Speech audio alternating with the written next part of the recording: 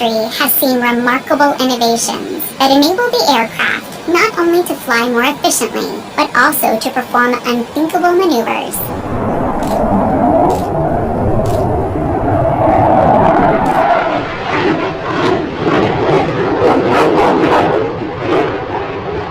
In today's feature, we will look at some of the technologies that help to launch and land the aircraft without the need for long runways.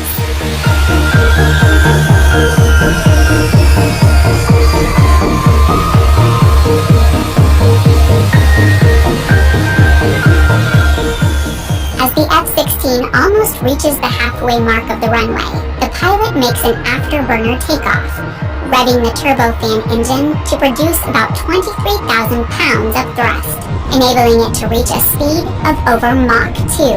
That's the role of an engine thrust, to propel the aircraft forward.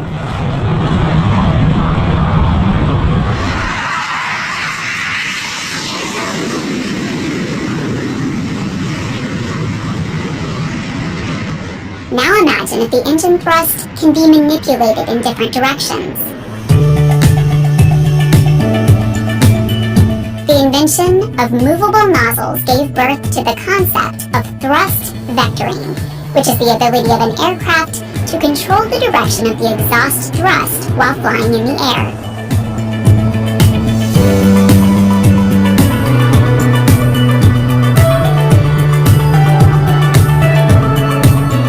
The mechanism of thrust vectoring helps combat jets to conduct extreme maneuvers in the sky with reduced drag and minimal use of the aerodynamic control systems.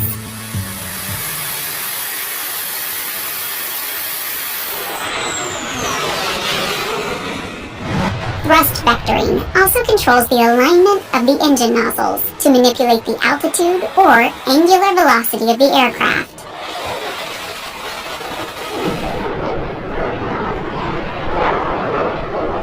Today, various aircraft models are equipped with thrust vectoring technology, including the Sukhoi Su-30MKM fighter jet.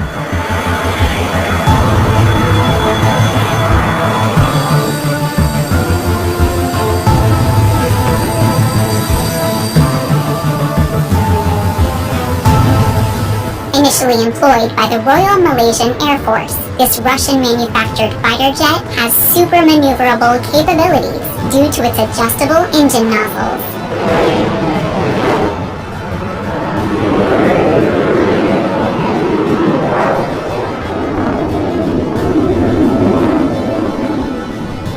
Powered by two Saturn AL-31FP engines, the Su-30MKM jet produces a thrust of 55,000 pounds with a full afterburner, enabling the aircraft to reach a top speed of Mach 2.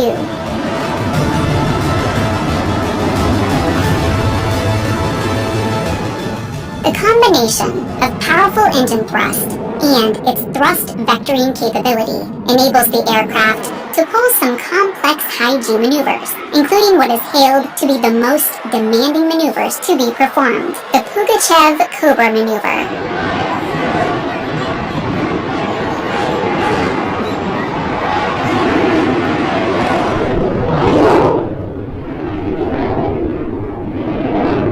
Constant speed, the pilot raises the nose of the aircraft to a vertical position, stalling the engine before resuming to its original altitude.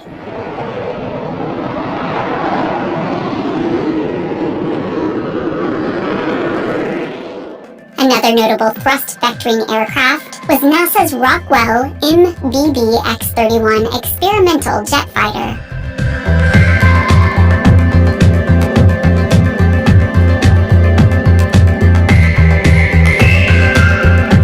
The X-31 was a real pioneering program.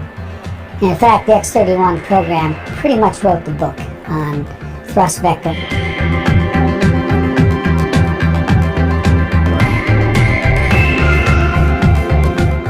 The thrust vectoring system of the single-seat X-31 consisted of 3 paddles at the rear of the fuselage that could direct the jet's thrust at the desired angle.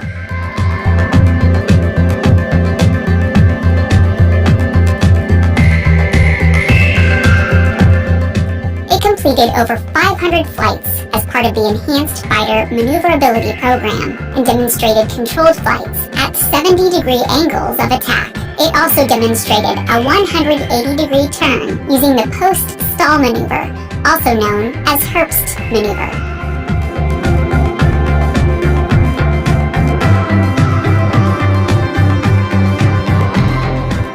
Amongst the latest to adopt the thrust vectoring technology is the F-22 Raptor, which can divert its exhaust thrust up to 24 degrees using its two-dimensional thrust vectoring. This up and down thrust vectoring gives the F-22 Raptor the advantage of low speed as well as high angle of attack maneuverability. From being able to quickly point its nose at an enemy aircraft at low speed, to executing a somersault at high altitude, the F-22 Raptor is indeed one of the most powerful and agile air superiority fighter aircraft out there today.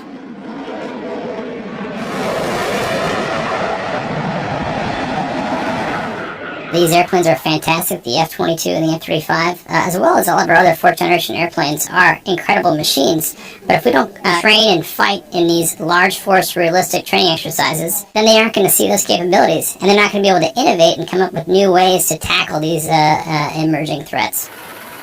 The concept of thrust vectoring has also greatly improved the effectiveness of short takeoff and vertical landing of aircraft, which are more suitable for operations on non-catapult assisted aircraft carriers or austere short-field air bases. Aircraft such as the F-35B and AV-8B Harrier are the most operational STOVL aircraft in the world today.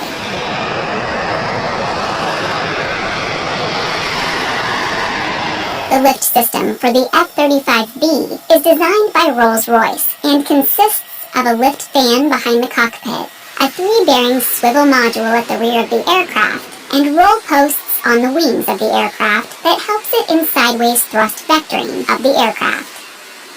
The AV-8B Harrier, on the other hand, has an arrangement of 4 synchronized vectoring nozzles, 2 of which are located at the front and the other 2 in the rear. Besides the thrust vectoring mechanism, elements such as air brakes are also crucial to the flight performance of an aircraft. When engaged by the pilot, they extend into the airstream to produce drag, allowing the aircraft to reduce its landing speed or to slow down quickly at high speeds. For instance, the F-15 Eagle fighter aircraft has an air brake flap just behind the cockpit, which is used to reduce speed during landing or prevent speed buildup during a dive. In the case of much larger military aircraft, such as the C-130 Hercules, large flaps aid in the successful short takeoff and landing of the plane. The large flaps mounted on the wing trailing edges of the C-130 deflect the air generated by the engine thrust downwards, increasing the lift for the aircraft.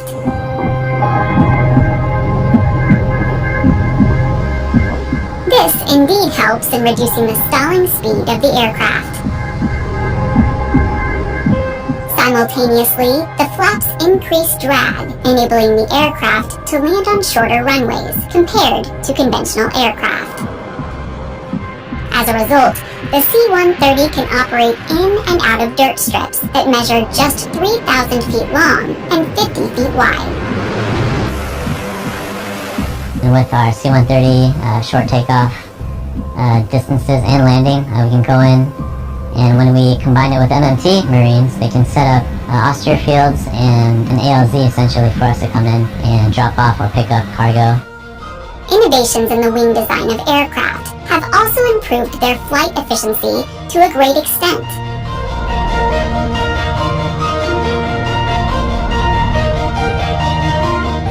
In 2015, the Air Force Research Lab and NASA hired the flexible and morphing wing design of a company named Flexus to test its capabilities and effectiveness. The prototype wing was attached to a Gulfstream III aircraft at NASA's Armstrong Flight Research Center in California.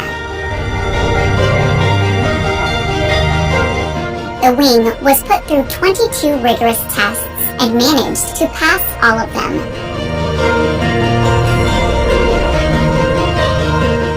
This innovative wing design was also realized to save billions of dollars in annual fuel and manufacturing costs, as well as take the flight efficiency of modern aircraft up a notch.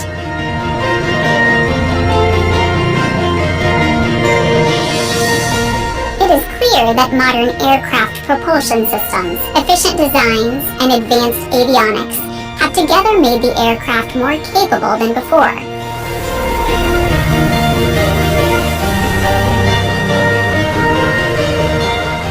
The military forces are continuously changing along with the changes, with the current aircraft upgraded with the latest technologies, and future aircraft designed to be more adaptable to the ever-changing warfare innovation.